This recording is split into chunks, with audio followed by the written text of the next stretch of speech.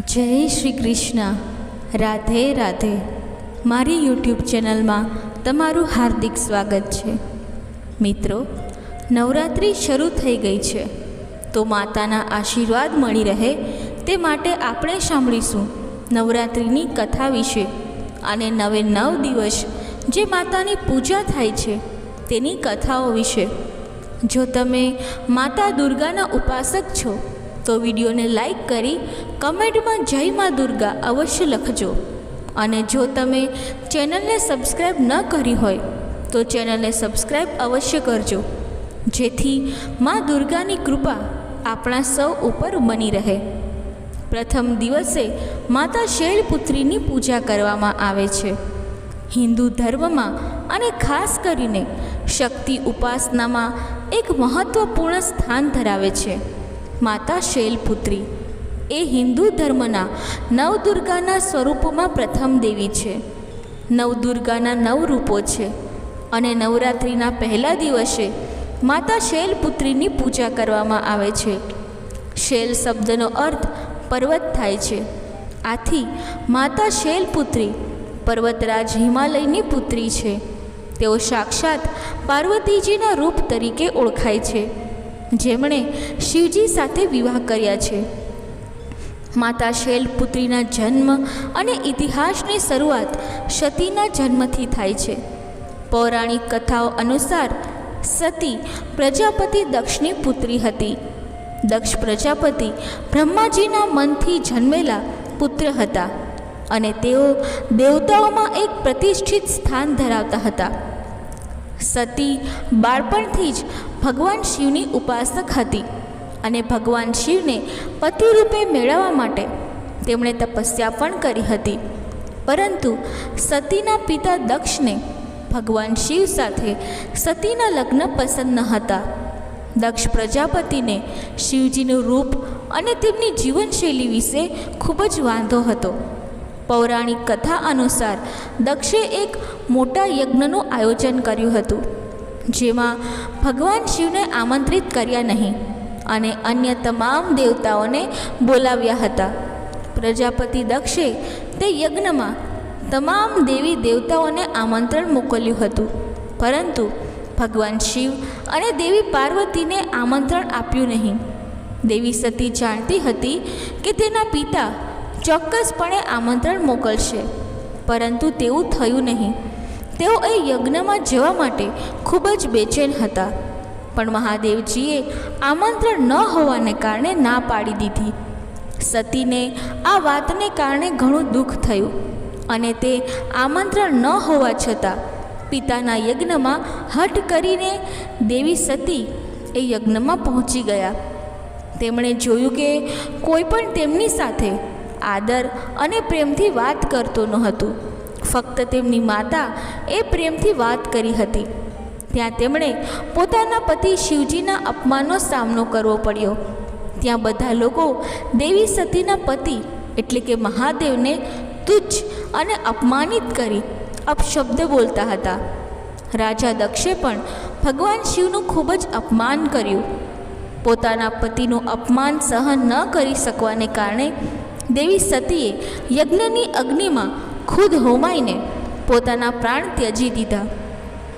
ભગવાન શિવ આ ઘટનાથી અતિશય ક્રોધિત થયા અને તેઓએ પોતાની જટામાંથી વીરભદ્રને પ્રગટ કર્યો, જેણે દક્ષના યજ્ઞનો નાશ કર્યો અને દક્ષ પ્રજાપતિનું શીશ કાપી નાખ્યું.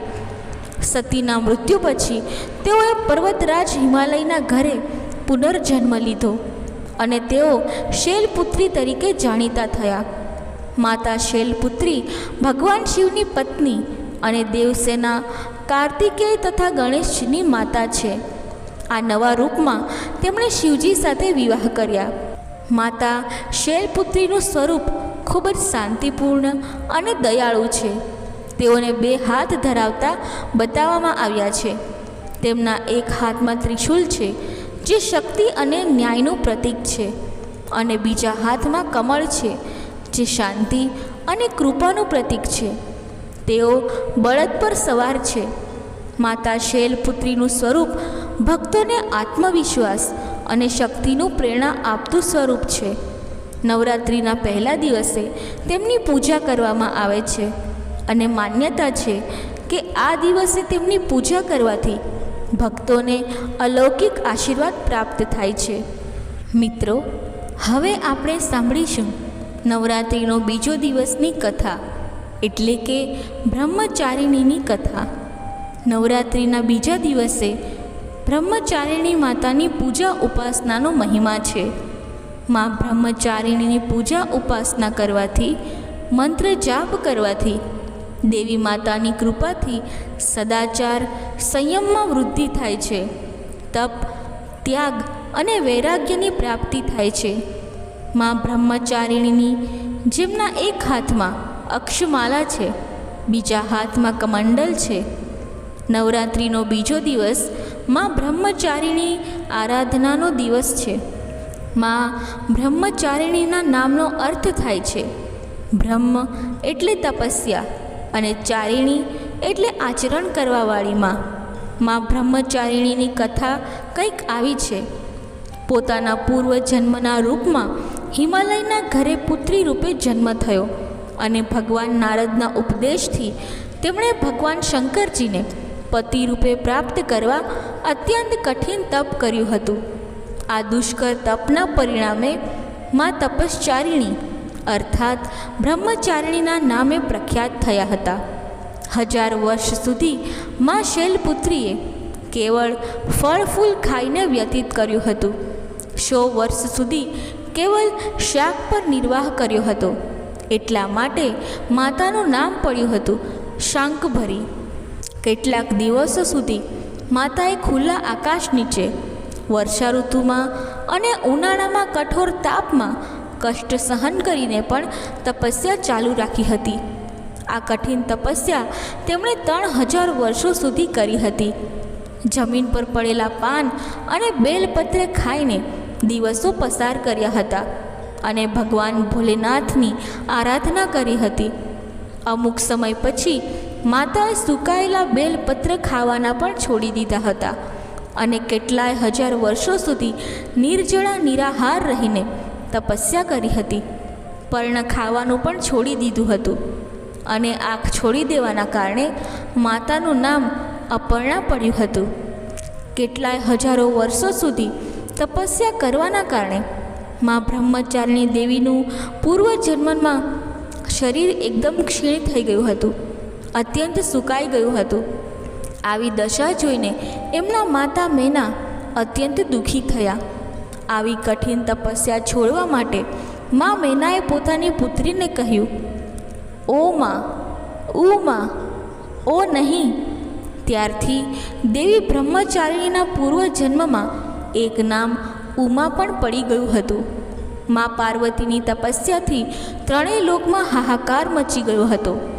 દેવતા, ઋષિ, સિદ્ધગણ, મુનિ બધા બ્રહ્મચારિણી દેવીની તપસ્યાથી અભૂતપૂર્વ પુણ્યકૃત બતાવવા લાગ્યા અને તેમના તપને સરાહવા લાગ્યા.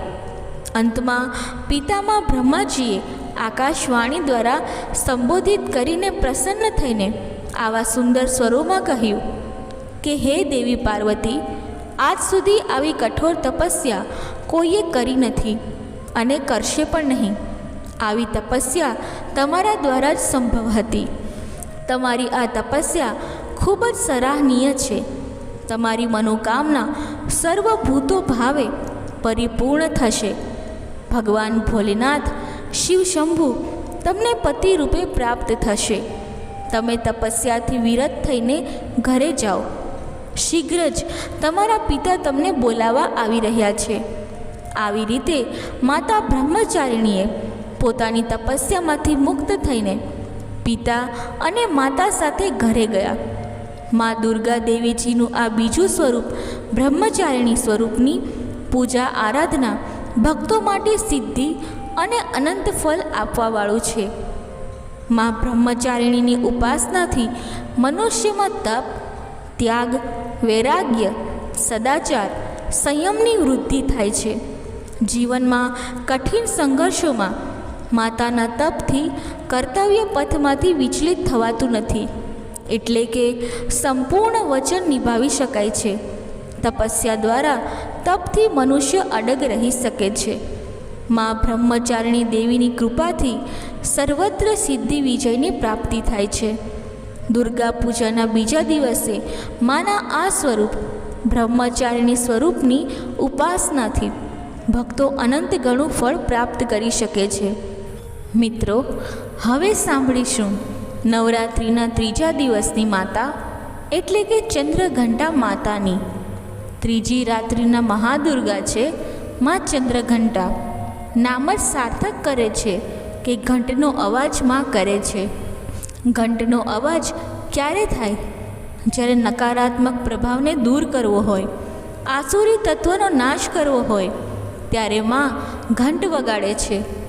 ત્રિલોકની સ્વામીની મહામાયા દુર્ગા દેવી માં એમને ભક્તોની રક્ષા કરે છે, ભક્તોના કષ્ટનું નિવારણ કરે છે. માં ઘંટનો ધ્વનિ કરીને પ્રેત બાધા આદિથી પણ રક્ષા કરે છે.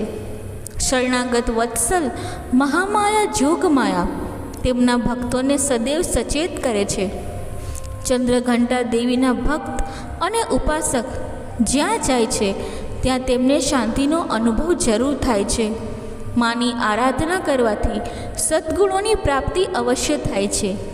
સાધકમાં વીરતા, નિર્ભયતા, સૌમ્યતાના ગુણ આવે છે અને વિનમ્રતા આવે છે. તદુપરાંત મુખ, નેત્ર તથા સંપૂર્ણ કાયામાં કાંતિની વૃદ્ધિ થાય છે. સ્વરમાં દિવ્ય અલૌકિક માધુર્યનો સમાવેશ થઈ જાય છે. માતા ચંદ્રઘંટાની આરાધના કરવાથી ભક્તોને ચિરાયુ, આરોગ્ય, સુખ અને સંપન્નતાનું વરદાન પ્રાપ્ત થાય છે. મા ચંદ્રઘંટાની કૃપાથી સાધક સમસ્ત પાપ બાધાથી મુક્તિ પ્રાપ્ત કરે છે, પરાક્રમી અને નિર્ભય થઈ જાય છે. 9 દિવસ સુધીના નવરાત્રિ દરમિયાન મા દુર્ગાનું પહેલું સ્વરૂપ શૈલપુત્રી છે અને બીજું બ્રહ્મચારિણી સ્વરૂપ છે. ભગવાન શિવને પ્રાપ્ત કરવા માટે જે સાધના, જે તપસ્યા કરી તે આ 2 સ્વરૂપ છે. જ્યારે માતાએ પ્રભુ ભોલેનાથને પતિ સ્વરૂપે પ્રાપ્ત કરી લીધા ત્યારે આ માતા આદિશક્તિ બન્યા અને પ્રગટ થયા અને ચંદ્રઘંટા બન્યા. આ માતા પાર્વતીના જીવનમાં ત્રીજી સૌથી મોટી ઘટના બની છે કે માને વાહન તરીકે વાઘ પ્રાપ્ત થયો. વાઘ અથવા સિંહના વાહન ઉપર મા બિરાજમાન થાય છે. પૌરાણિક કથા અનુસાર જ્યારે દાનવોનો આતંક એકદમ વધી ગયો ત્યારે દુર્ગા દેવીના સ્વરૂપમાંથી મા ચંદ્રઘંટા દેવીનો જન્મ થયો હતો.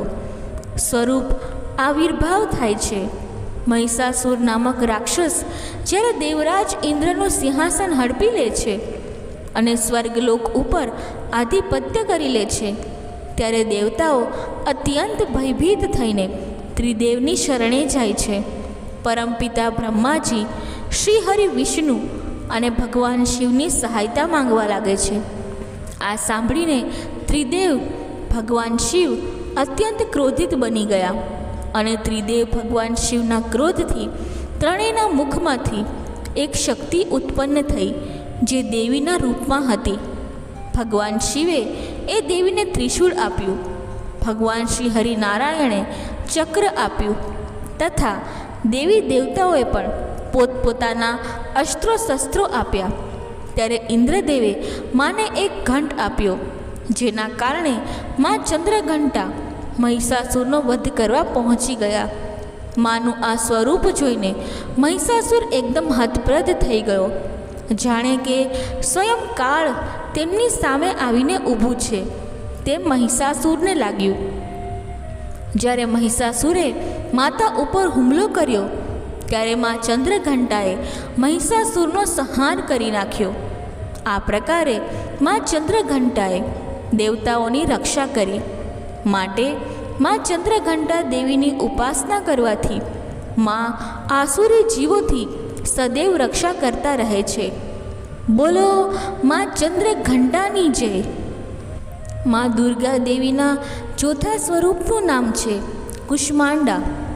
નવદુર્ગામાં મા ચોથા સ્વરૂપનું જે વર્ણન કરવામાં આવ્યું છે તેમાં આદિશક્તિ છે.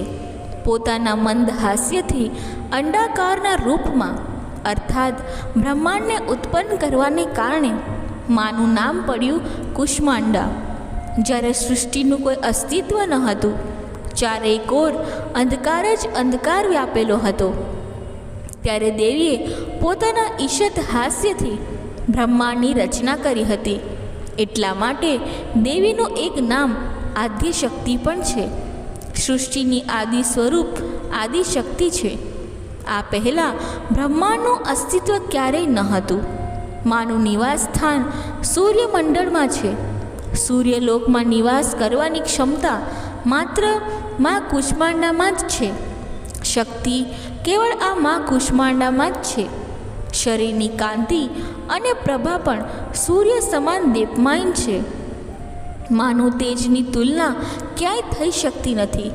અન્ય કોઈ દેવી દેવતાઓમાં પણ જેટલું તેજ ન જોવા મળતું હતું, માના તેજ અને પ્રકાશ દશે દિશાઓમાં ફેલાયેલા રહે છે.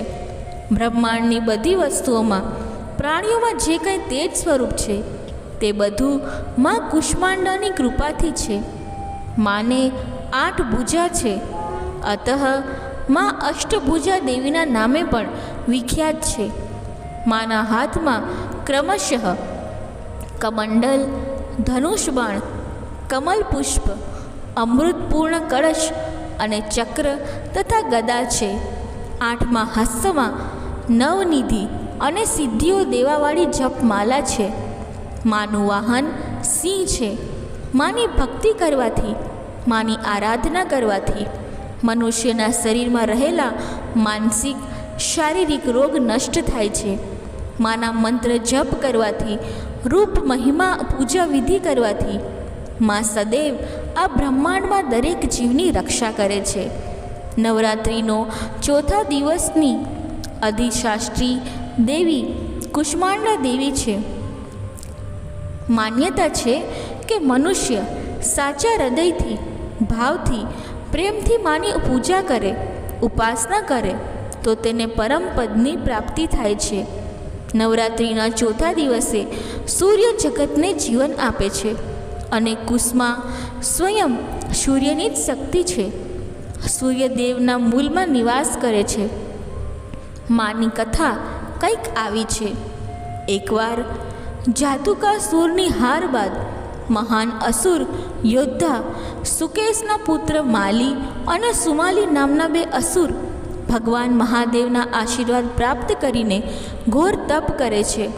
એ તપના પ્રભાવથી તેઓ એટલા તેજસ્વી બની ગયા હતા કે સૂર્યના પ્રકાશની જેમ પ્રકાશવા લાગ્યા. ત્યારે સૂર્યદેવને એવું લાગ્યું કે પૃથ્વી ઉપર 2 સૂર્ય કેવી રીતે થયા? આ કોણ છે? એ જાણવા માટે ઉત્સુકતા થઈ.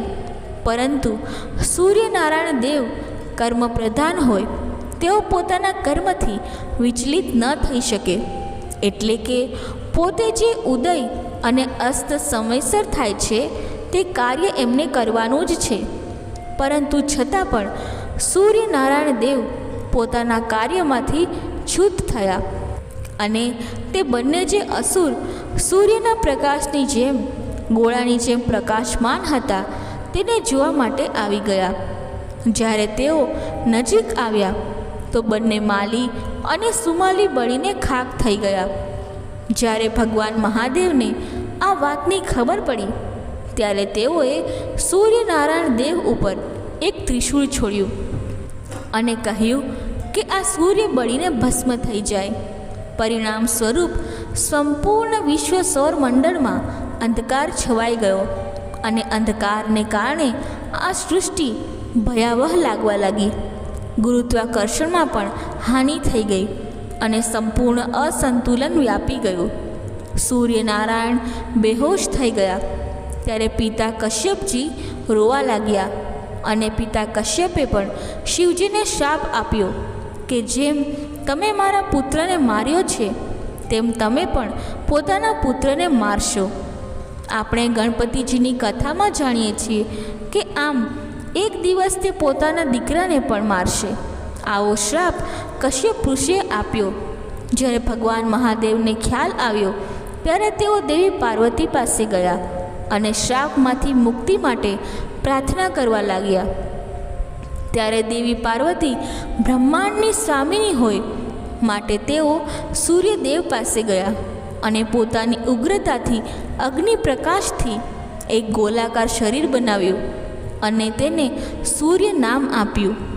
પાર્વતી દેવીએ બ્રહ્માંડના ગોળાને પોતાની અંદરથી બહાર કાઢ્યું. ત્યારે દેવી પાર્વતી પણ સુંદર લાગવા લાગ્યા. ત્યારબાદ સુકેશ અને ઋષિ કશ્યપ પોતાને સ્થાને પહોંચ્યા. સુકેશ આંસુઓથી ભરાઈ ગયા. જોકે કશ્યપ ઋષિ પણ ક્રોધિત હતા. ઋષિ કશ્યપે ભગવાન શિવજીને શ્રાપ આપ્યો હતો કે તે પોતાના પુત્રને મારશે. તેથી ભગવાન ભોલેનાથ પણ સમાધાન કરવા માંગતા હતા. સુકેશ અને ઋષિ કશ્યપ બંને દેવી પાર્વતી પાસે આવે છે. ભગવાન મહાદેવના કહેવાથી સૂર્યદેવ જીવિત થયા અને ઋષિ કશ્યપ દેવી અદિતિ સાથે દેવી પાર્વતી પાસે આવે છે. દેવી પાર્વતી રસોઈમાં જઈને 2 વાસણ લાવે છે અને ઋષિ કશ્યપને કહે છે કે આ બંને વાસણ તમારા રક્તથી ભરી દો. અને ત્યારે એક ઘડામાં રક્ત અને બીજા ઘડામાં તે રક્તનું જ અમૃત થાય છે. પાર્વતી દેવીએ ઋષિ કશ્યપને પવિત્ર રક્ત અને અમૃત સૂર્યદેવના મુખમાં રેડવા માટે કહ્યું. ત્યારે બદલામાં ઋષિ કશ્યપે કહ્યું કે તેમને પોતાના બાળકો થશે. તે બ્રહ્માંડના મહાન ભગવાન થશે, ઈશ્વર થશે, જે ભગવાન શ્રી ગણેશ અને કાર્તિકેય પણ છે. બ્રહ્માંડના મહાન ઈશ્વર ભગવાન શ્રી ગણેશ આદિ પુરુષ છે. સુકેશ અને તેમની પત્ની પણ માલી સુમાલીની રાખ લઈને દેવી પાર્વતી પાસે આવ્યા અને કહ્યું કે હે માં, અમારા સંતાનને પણ જીવિત કરો. ત્યારે માં પાર્વતીએ આ સંતાનોને ઈંડાના રૂપમાં ગર્ભમાં સ્થાપિત કર્યા. જોકે તેઓ રાક્ષસ જ હતા. માં પાર્વતીએ તેમને કુષ્માંડા નામ આપ્યું, જેનો અર્થ થાય છે કે ગરમી ભરેલું ઈંડું. સૂર્યનારાયણ દેવ અને દેવી કુષ્માંડાએ સૂર્યલોકને પ્રકાશિત કર્યું. કુષ્માંડમાંથી સૂર્યનારાયણ દેવ જે મૂળ રૂપમાં આવ્યા અને તેમની શક્તિનો સંચાર થયો. ફરી સૂર્યનારાયણ દેવ ચમકવા લાગ્યા અને જગતને ફરી જીવનદાન આપવા લાગ્યા. આમ દેવી કુષ્માંડા તે સૂર્યલોકની અધિષ્ઠાત્રી દેવી પણ છે, જીવનદાયિની છે. બોલો માં જગતજનની નવદુર્ગા માતા મહામાયાની જય. 5મા દુર્ગા છે માં સ્કંદ માતા. માં કાર્તિકેય સ્વામીને પોતાના ખોળામાં બેસાડીને રાખ્યા છે. એટલા માટે આજનો દિવસ માં સ્કંદ માતાને સમર્પિત છે. એટલે આ દુર્ગા દેવીનું નામ છે સ્કંદ માતા. સિંહાસન ગદા નિત્યમ પદ્માશ્રિત કરવત્યા શુભદ અસ્તુ સદા દેવી સ્કંદ માતા યશસ્વીની. અર્થાત હે સિંહ પર સવાર થવાવાળી માં, પોતાના 2 હાથોમાં કમળ પુષ્પ ધારણ કરેલા છે અને યશ દેવાવાળી માં સ્કંદ માતા, અમારા માટે શુભદાયી રહો. બોલો માં સ્કંદ માતાની જય. મિત્રો, નવરાત્રિમાં નવદુર્ગા નવશક્તિની આરાધના થાય છે.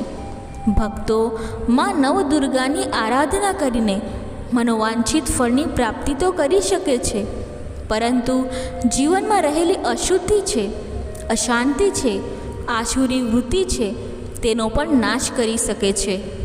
માં સ્કંદ માતાના અવતારની કથા કંઈક આવી છે. જ્યારે માએ સતીના રૂપમાં તેમના પિતાને ત્યાં દેહ ત્યાગ કર્યો યજ્ઞ મંડપમાં, ત્યારે ભગવાન શિવ દેવી સતીના દેહને લઈને આમ તેમ ભટકતા હતા અને ભગવાન નારાયણે સુદર્શન ચક્ર વડે સતીના દેહના કટકા કર્યા.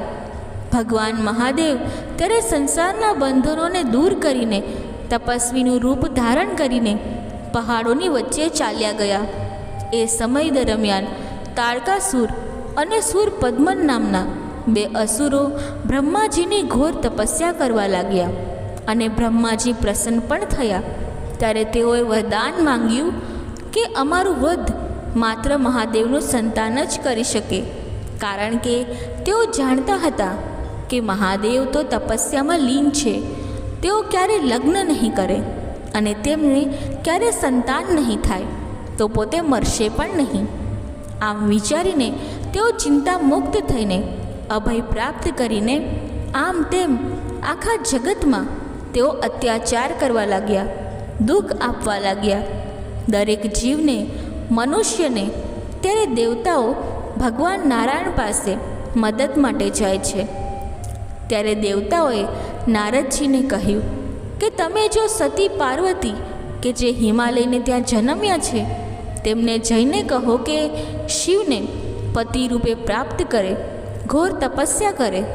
અને નારદજીએ પણ આમ જ કર્યું. ત્યારે દેવીએ શિવજીને પ્રસન્ન કર્યા, શિવ સાથે લગ્ન થયા અને લગ્ન બાદ સતી અને શિવજીને ત્યાં સ્કંદ ભગવાને જન્મ લીધો. પરંતુ આ તો મહાશક્તિ અને દેવોના દેવ મહાદેવનું તેજ હતું, ખૂબ જ ઉર્જાવાન હતું. અંડાકારના રૂપમાં એક બીજ ઉત્પન્ન થયું. તે બીજ અત્યંત ગરમ હોય માટે તેને અગ્નિદેવને સોંપવામાં આવ્યું. અગ્નિદેવ પણ આ બીજરૂપી અગ્નિને સહન ન કરી શક્યા, તેથી તેઓએ એક તળાવમાં નાખી દીધું. તળાવમાંથી ગંગાજીને સોંપવામાં આવ્યું. ગંગાજીએ તે બીજને સરવાના જેલમાં અર્પિત કર્યું. માતા પાર્વતી કે જ્યાં પહેલેથી જ જલના રૂપમાં હતા, ત્યારે માતા પાર્વતીએ તેમને ધારણ કર્યું અને તે બીજ 6 રૂપમાં વિભાજિત થઈ ગયું. તેથી 6 મુખવાળા કાર્તિકેય જન્મ લે છે. અને કાર્તિકેય સ્વામીના જે પાલન કરતા માતા છે તે કૃતિકા છે. 6 કૃતિકા, જે કૃતિકા નક્ષત્ર આપણે કહીએ છીએ, તે પણ તેમના પાલન માતા છે. કાર્તિકેયના જન્મ બાદ તારકાસુર અને શૂરપદ્મનનો વિનાશ નિશ્ચિત થયો. બધા દેવતાઓએ કાર્તિકેય સ્વામીને અલગ અલગ શક્તિ આપી જ્ઞાન આપ્યું કે જેથી તે અસુરનો સંહાર કરી શકે. વિદ્યા પણ આપી. તારકાસુરનો કાર્તિકેય સ્વામીએ વધ કર્યો. ત્યારે કાર્તિકેય સ્વામી જ્યારે વિજય પ્રાપ્ત કરીને માતા પાસે આવે છે, ત્યારે માતા દેવી દુર્ગા વહાલથી પોતાના દીકરાને ખોળામાં બેસાડે છે. આ સ્વરૂપ પૂજનીય બન્યું. એટલા માટે કહેવાનું, બોલો માં સ્કંદ માતાની જય. મિત્રો, આજે નવરાત્રિનો 6થો દિવસ માં કાત્યાયની પૂજા કરવામાં આવે છે. દાનવોના વિનાશ કરવાવાળી માં કાત્યાયની શુભ ફળદાયિનીને આપણે સૌ વંદન કરીએ. બોલો માં કાત્યાયની દેવીની જય. માં કાત્યાયની દેવીને સમર્પિત આ દિવસ, આ રાત્રિ છે. માં કાત્યાયની પૂજા કરવાથી ભક્તો 4 પદાર્થની પ્રાપ્તિ કરી શકે છે: ધર્મ, અર્થ, કામ અને મોક્ષ. આ ઉપરાંત અલૌકિક શક્તિ, ભાવયુક્ત પણ ભક્ત બની જાય છે. નવરાત્રિના 6થા દિવસે માં કાત્યાયની ઉપાસનાનો દિવસ હોય. અદ્ભુત શક્તિનો સંચાર થાય છે. દુશ્મનોનો સંહાર કરવાની શક્તિ પ્રાપ્ત થાય છે. માનું ધ્યાન ગોધૂલી વેલામાં અર્થાત પ્રદોષ કાળ હોય છે. સંધ્યા સમયે માની પૂજા આરાધના કરવાથી વિશેષ ફળની પ્રાપ્તિ થાય છે. જે કન્યાના વિવાહમાં વિલંબ થઈ રહ્યો છે, અથવા દીકરાના વિવાહમાં વિલંબ થઈ રહ્યો છે, અથવા વિવાહ થતા નથી, તેઓ મનોવાંછિત જીવનસાથી પ્રાપ્ત કરવા માટે માં કાત્યાયનીની ઉપાસના કરે.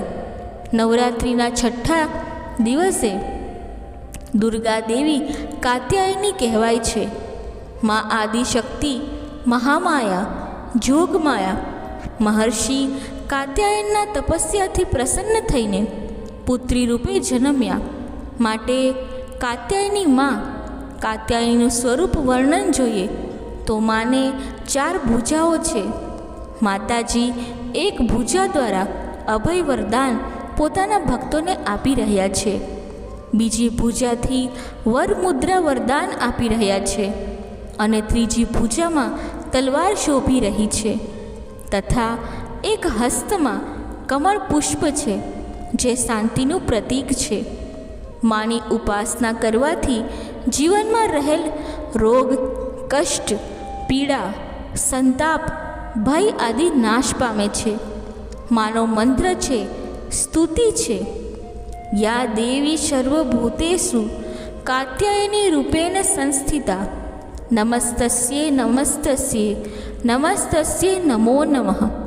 આ ઉપરાંત માનો મંત્ર જપી શકાય છે. મા કાત્યાયની દેવીની સર્વપ્રથમ પૂજા કરનાર મહર્ષિ કાત્યાયન હતા. એટલા માટે પણ દેવીનું નામ કાત્યાયની છે. ઋષિની પ્રાર્થના સ્વીકાર કરી ત્યારબાદ દેવીએ મહિષાસુરને યુદ્ધમાં લલકારીને હરાવ્યો, તેને મોક્ષ આપ્યો. માટે કાત્યાયની દેવીનું એક નામ મહિષાસુર મર્દિની પણ છે. કાત્યાયની દેવી વ્રજભૂમિ, વ્રજની અધિષ્ઠાત્રી દેવીના રૂપમાં પણ પૂજાય છે. વ્રજભૂમિની કન્યાઓ એટલે કે ગોપિકાઓ ભગવાન શ્રી કૃષ્ણને પોતાના પતિ રૂપે પ્રાપ્ત કરવા માટે દેવી કાત્યાયની આરાધના કરી અને પ્રભુને પ્રાપ્ત કર્યા હતા. આ દિવસે મા કાત્યાયનીને મધુનો ભોગ એટલે કે મધનો ભોગ લગાવવામાં આવે છે. એવું પણ કહેવામાં આવે છે કે જ્યારે મહિષાસુરે આખી સૃષ્ટિ ઉપર રાજ કર્યું અને અત્યાચાર વધાર્યા ત્યારે ત્રણેય દેવતાઓ પરમપિતા બ્રહ્માજી, શ્રી હરિ વિષ્ણુ અને ભગવાન શિવે દેવીને પ્રાર્થના કરી અને મહિષાસુરનો સંહાર કરવા માટે જ દેવી પ્રગટ થયા. પોતાના પરાક્રમથી મહિષાસુરનો વધ કર્યો. એટલા માટે મહિષાસુર મર્દિનીના રૂપમાં આજે પણ દેવી કુળદેવીના રૂપમાં બિરાજમાન રહીને પૂજાય છે. માતા કાત્યાયની નારી શક્તિના દિવ્ય રૂપમાં પ્રગટ થઈ અને અનેક સૂર્યપ્રકાશ જેમ થાય તેવા દિવ્ય ક્રાંતિથી જન્મેલી મા કાત્યાયનીને યુદ્ધમાં કોઈ હરાવી શક્યું નહીં. અને એટલા માટે કાત્યાયનીનું એક સ્વરૂપ 18 ભુજાઓવાળું પણ કહેવાય છે. 18 હસ્તમાં વિભિન્ન હથિયારો ધારણ કરીને દેવી શત્રુઓનું મર્દન કરે છે.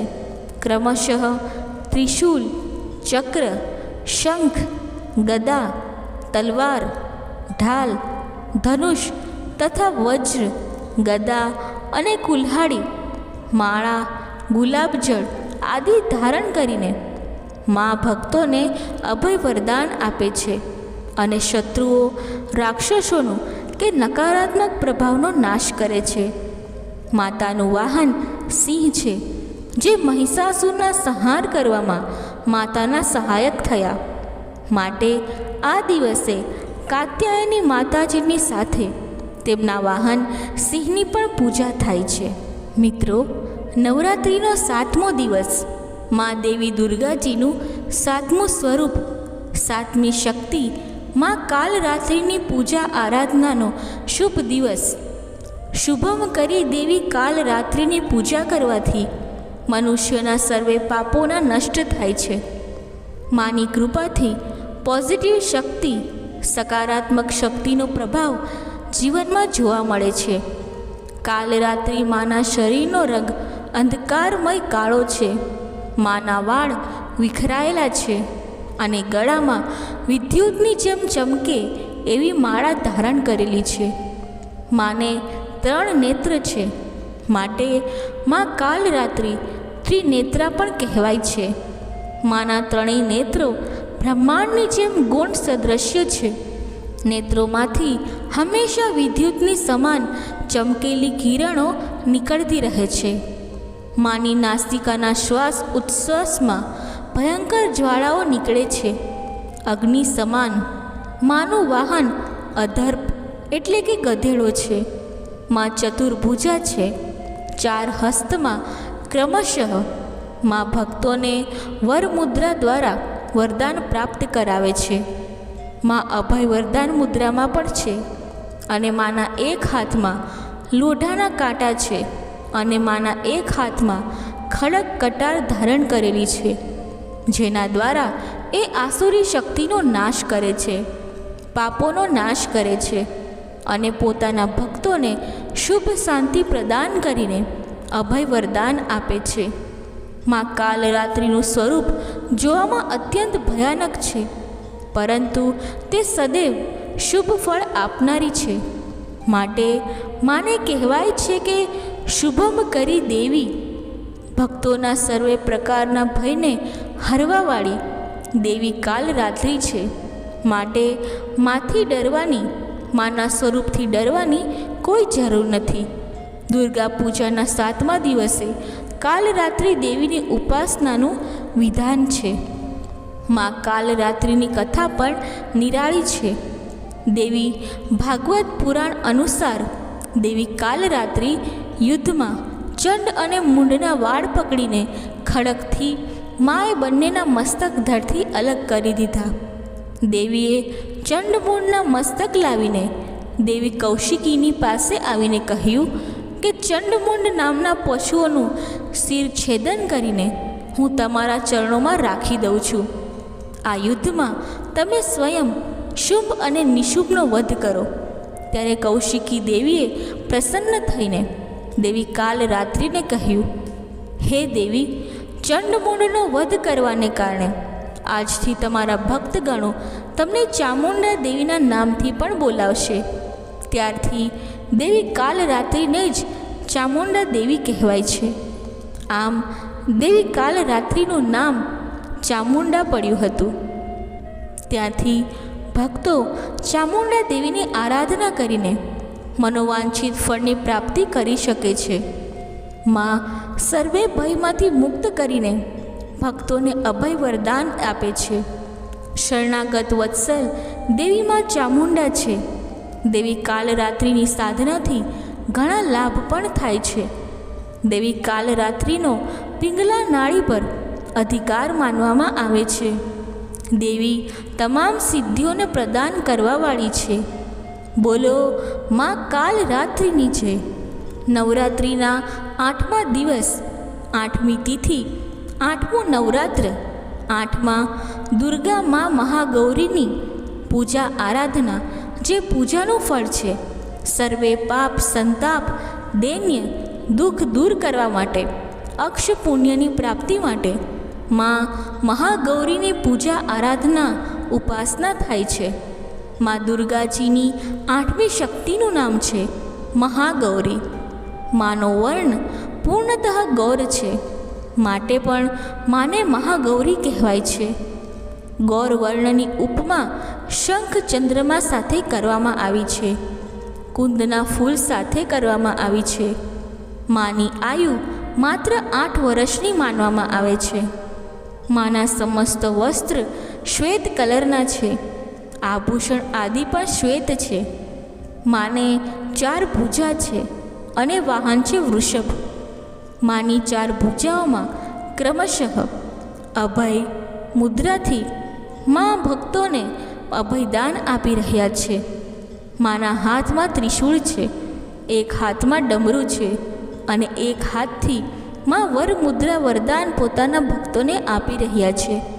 આમ મા વૃષભ આરૂઢા 4 હસતા અત્યંત શાંત અને અભય દેનારા મા શાંતિ પ્રદાન કરનારા છે. પાર્વતીના રૂપમાં ભગવાન શિવને પતિ રૂપે પ્રાપ્ત કરવા માટે માએ કઠોર તપસ્યા કરી હતી. મહાદેવ સિવાય અન્ય દેવતાને તે મનમાં પણ વિચારી શકતા નથી. ગોસ્વામી તુલસીદાસજી અનુસાર પણ મા દેવી પાર્વતીએ ભગવાન શિવને પ્રાપ્ત કરવા માટે કઠોર તપ કર્યું હતું. ભગવાન શિવ ન પ્રાપ્ત થાય તો હું કુંવારી જ રહીશ, એવું માનું વચન હતું. દુર્ગા પૂજાના 8મા દિવસે મહાગૌરીની ઉપાસનાનું વિધાન છે. મહાશક્તિ અમોઘ શક્તિ સત્ય ફલદાયિની છે. માની ઉપાસનાથી ભક્તોના દરેક કલ્મશ એટલે કે પાપ ધોવાઈ જાય છે. મા મહાગૌરીની કથા પણ નિરાળી છે. ઘણી કથા શાસ્ત્રોમાં વર્ણવવામાં આવ્યું છે.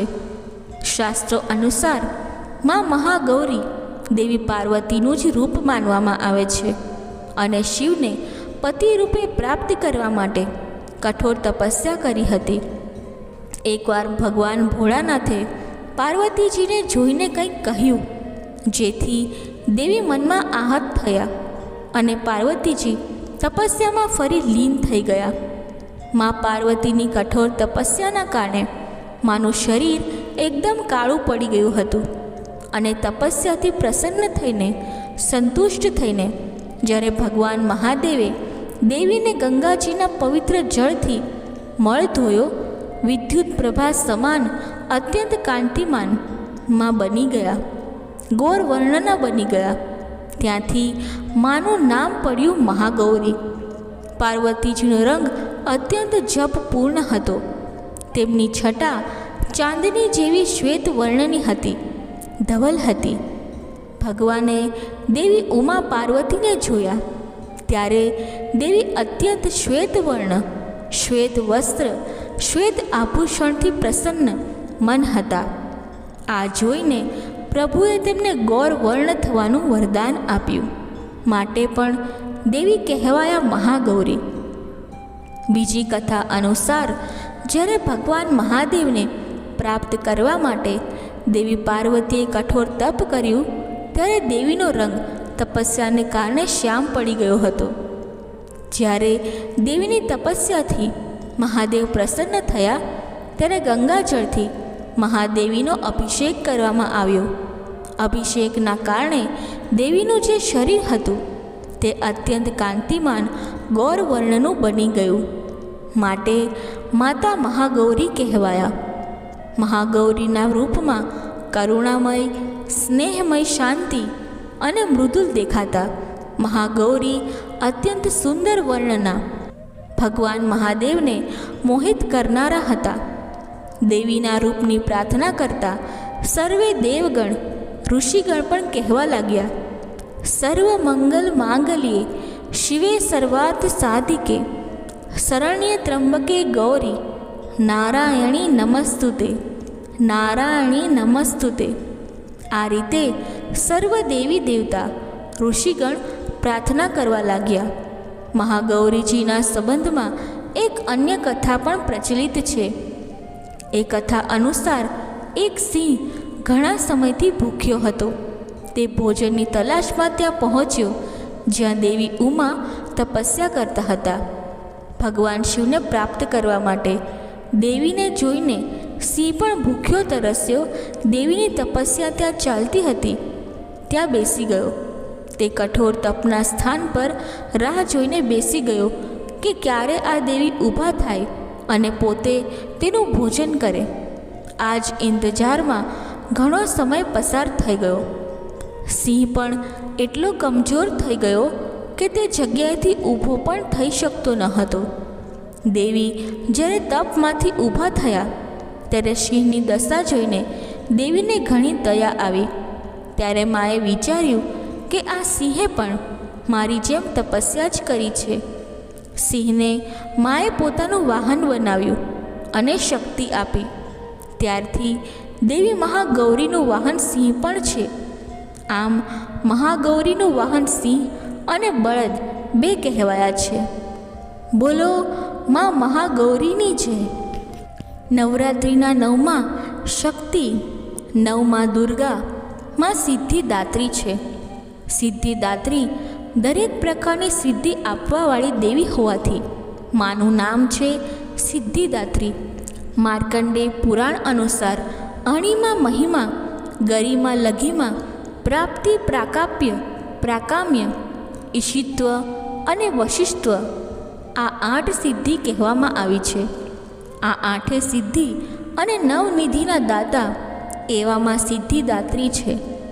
આ ઉપરાંત પણ બ્રહ્મવૈવર્ત પુરાણમાં શ્રી કૃષ્ણ ભગવાનના જન્મખંડમાં બીજી પણ અનેક 18 સિદ્ધિ પણ બતાવવામાં આવી છે. માં સિદ્ધિદાત્રી ભક્તો અને સાધકોને દરેક પ્રકારની સિદ્ધિ પ્રદાન કરવા માટે સમર્થ છે. દેવી પુરાણ અનુસાર ભગવાન શિવને એમની કૃપાથી જ સિદ્ધિ પ્રાપ્ત થઈ હતી એવી કથા પણ છે. માની અનુકંપાથી કૃપાથી જ ભગવાન શિવનું અડધું શરીર દેવીનું છે, અર્ધનારેશ્વર કહેવાય છે. આ જ કારણે લોકમાં અર્ધનારેશ્વર નામે પણ શિવ અને શિવા પ્રસિદ્ધ છે. માં કમળના આસન ઉપર બિરાજમાન છે. માની ભુજાઓમાં ક્રમશઃ ચક્ર, ગદા તથા શંખ અને કમલ પુષ્પ ધારણ કરેલા છે. નવરાત્રિના પૂજનના 9મા દિવસે માની ઉપાસના કરવાથી દરેક સિદ્ધિ પ્રાપ્ત થાય છે. માની કૃપાથી અનંત દુઃખરૂપ સંસાર નિર્લિપ્ત રહીને સુખોનો ભોગ કરતાં કરતાં અંતે મોક્ષની પ્રાપ્તિ કરી શકે છે. જીવ નવદુર્ગાઓમાં મા સિદ્ધિદાત્રી શક્તિ અંતિમ શક્તિ કહેવાય છે.